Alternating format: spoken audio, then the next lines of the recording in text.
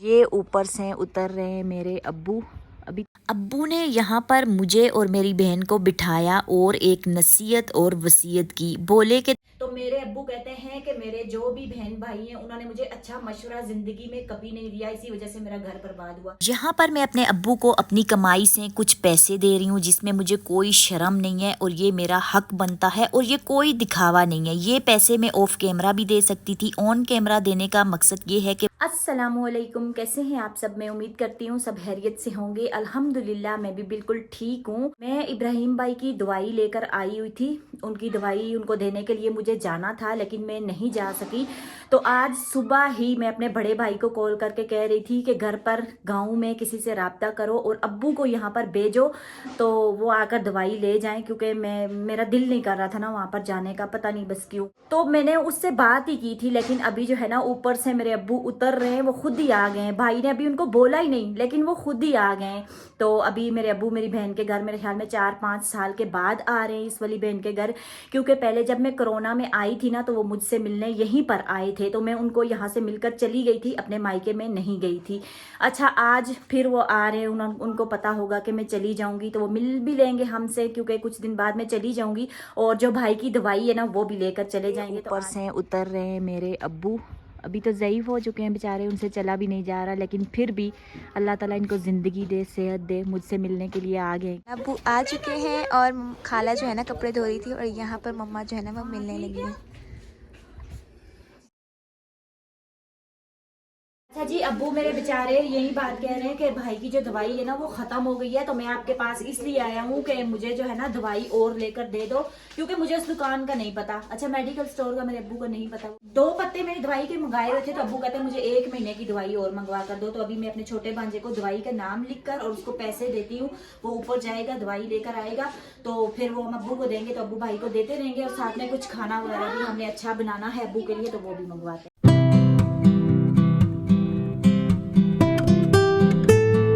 फात तो चला गया है, दवाई भी ले आएगा, कुछ पकाने के लिए ले आएगा, लेकिन अभी हो रहा है चाय का टाइम। तो यहाँ पर मदिया बना रही है अपने नाना अब्बू के लिए चाय। इसमें चीनी कम डालना, उनको शुगर है मेरे ख्याल में ना।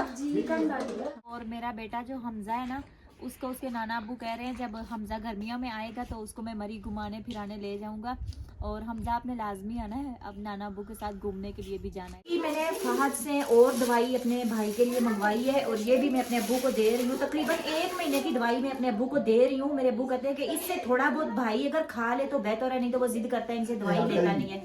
तो आप सभी लोगों ने दुआ करनी है कि अल्लाह करे इस दवाई से मेरा भाई जो है ना वो जल्दी ठीक हो जाए। अच्छा भाई दूसरों के कहने पर बेटियों को जलील तो करते हैं, लेकिन जब बीमार होते हैं या उनका घर बर्बाद होता है ना तो बहन बेटी का जो दिल है वो जलता है। बाकी लोग जो है ना वो तमाशा ही देखते हैं। यहाँ पर अब्बू के लिए खाने की तैयारी हो रही है। इधर बना रही है ये अनारदाने की चटनी, नमक डाला है, अनारदाना डाला है, हरी मिर्च डाली है। और खाने में आज बन रहा है टेस्टी सा चिकन पुलाव। खाना जो है हमारा तैयार हो चुका है और आज हम अब्बू को खाना देंगे अब्बू के ज़माने की प्लेट में। अच्छा पहले तो शादी से पहले हम अब्बू का लिहाज करते थे, डरते थे, अब्बू से ज़्यादा बात नहीं करते थे, मतलब वो लिहाज होता है बड़ों पर। पहली दफ़ा मैं अपने अब्बू के साथ ज़िंदगी में बैठकर खाना खाने लगी हूँ आज।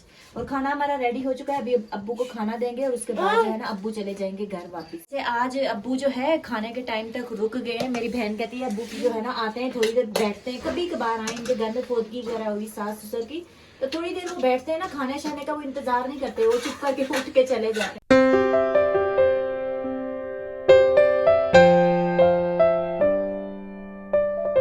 ने हमेशा सब्र से काम लिया और अल्लाह ताला ने मेरा साथ दिया। जो लोग हाथों में जूता कुरान पाक उठाकर कहते थे कि आयशा को घर से भाई ने नहीं निकाला बल्कि ये किसी लड़के के साथ भाग कर आई थी, वो आज कान खोल कर सुन ले। मेरे अब्बू खुद गवाही दे रहे हैं मेरी सिस्टर के सामने कि कुछ साल पहले आयशा घर से भाग कर नहीं गई थी, बल्कि इब्राहिम भाई ने मेरी आंखों के सामने मेरी बेटी को घर से मार कर बाहर फेंका था, इसको निकाला था, तब ये घर से गई थी। मेरे अब्बू पहाड़ी में बात कर रहे थे तो आप लोगों को समझ नहीं आना था, तो इसलिए मैंने यहाँ पर वॉइस ओवर किया है। अच्छा जी, मेरे अब्बू को पता है कि आमना उनकी वीडियो बना रही है, उनका फोटो बना रही है, वो इसको बिल्कुल मना नहीं करते। तो जब मैं अपने अब्बू के घर गई थी, जो वीडियो मैंने डाली थी कि 18 साल बाद में अपने मायके आई हूं, तुरना अच्छा करा। तो मेरे कजन ने मुझे फोन की, फुप्पोजाद कजन है, मेरा बच्चा है, छोटा है, मैं उसको कुछ नहीं कहती क्योंकि जब मैं गई थी वो बहुत छोटा था।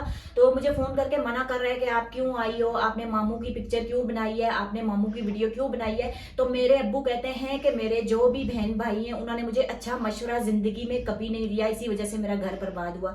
ये मेरे अब्बू पास बैठे हुए, मैं झूठ नहीं बोलती, मेरे अब्बू ने ये बात की है। तो मेरे अब्बू कहते हैं कि आप मेरे घर में आओ, मेरे घर से आने से आपको कोई मना नहीं कर सकता। अच्छा, मेरे कजन ने मुझे क्या बोला कि आप इस गाँव में क्यों आई हो, अपने मायके में क्यों आई हो। तो मेरे अब्बू, मेरे भाई मुझे वहां जाने से बिल्कुल मना नहीं कर रहे। मेरे अब्बू कहते हैं कि आपने उस घर में आना है, आपको जो भी मना करे आपने मुझसे बात करनी है। तो मैंने अब्बू को बोल दिया कि अब्बू आपके भांजे ने मुझे ये बात बोली थी। तो इस बात पर ना मेरे अब्बू ने बोला कि वो जो घर जब तक दरवाजे खुले हुए, जब तक मैं जिंदा हूँ, अब मैं बात को समझ गया हूँ कि कौन अच्छा है कौन बुरा है। आप लोगों ने आना है वहां पर, अपने भाई के लिए, अपने अब्बू के लिए जो भी हो सकेगा मैं करूंगी। तो इतने साल से तो हम बहनें तो वहां पर नहीं थी, मेरे अब्बू के बहन भाई भांजियां भांजे भतीजे सब उनके पास थे। तो उन्होंने मेरे अब्बू की हेल्प क्यों नहीं की, उन्होंने मेरे अब्बू को एक पक्का छोटा कमरा बनाकर क्यों नहीं दिया, उन्होंने मेरे अब्बू को वॉशरूम बनाकर क्यों नहीं दिया, उन्होंने मेरे अब्बू को खाना बनाकर क्यों नहीं दिया, उन्होंने मेरे भाई को किसी मेंटल हॉस्पिटल में एडमिट क्यों नहीं करवाया।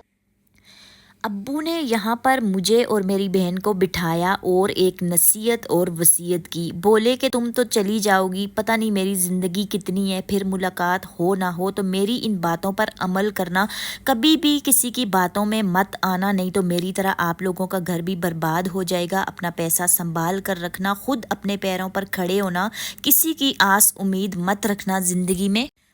और हाँ, अगर मैं इस दुनिया से चला जाऊं तो मेरी ज़मीन जायदाद को लवारिस मत छोड़ना और अपने ज़ैनी मज़दूर भाई को कभी भी बेसहारा मत छोड़ना, उसका ख्याल रखना बाद में। और आखिर में मेरे अब्बू ने बोला कि जब मैं इस दुनिया से चला जाऊं, मेरी और अपनी माँ की कब्र पर आते रहना और दुआ करते रहना हमारे लिए। यहाँ पर मैं अपने अब्बू को अपनी कमाई से कुछ पैसे दे रही हूँ, जिसमें मुझे कोई शर्म नहीं है और ये मेरा हक बनता है और ये कोई दिखावा नहीं है। ये पैसे मैं ऑफ कैमरा भी दे सकती थी, ऑन कैमरा देने का मकसद ये है कि लड़कियाँ मोटिवेट हों, जो खुद कमाती हैं, उनके बूढ़े माँ बाप का कोई सहारा नहीं है, कोई दवाई इलाज करने वाला नहीं है, कोई अच्छा खिलाने पिलाने वाला नहीं है, कोई कपड़ा देने वाला नहीं है, तो वो अपने बूढ़े माँ बाप की मदद लाजमी करें, ना कि उन लोगों की बातों में आ जाएं जो लोग कहते हैं कि लड़कियों की कमाई माँ बाप नहीं खाते। अगर आपके माँ बाप बूढ़े हैं, इस उम्र में आप लोगों ने भी जाना है, तो ये सोचकर आपने अपने माँ बाप की लाजमी मदद करनी है, बल्कि लोगों की बातों में आकर अपने बूढ़े माँ बाप को, बीमार माँ बाप को बिल्कुल बेयारो मददगार रुलने के लिए आपने इस उम्र में नहीं छोड़ना। अच्छा, अभी जो है ना अब्बू चले गए हैं, उनको हमने अल्लाह हाफिज़ बोल दिया है। ज़िंदगी रही तो फिर मुलाकात होगी, क्योंकि कुछ दिन में जो है ना मैं भी वापस चली जाऊंगी, पता नहीं कब हमारी मुलाकात होगी कब नहीं होगी। तो बस अभी जा रहे हैं, शाम का टाइम हो रहा है। अभी मैंने इनको बोला है कि जल्दी जल्दी पहुंच जाओ, क्योंकि अंधेरा जब हो जाता है ना, इनको नज़र भी कुछ इतना नहीं आता। तो आज की वीडियो में बस इतना ही। तो आपसे मुलाकात होगी किसी नेक्स्ट अच्छी सी वीडियो के साथ, तब तक के लिए अल्लाह हाफिज़।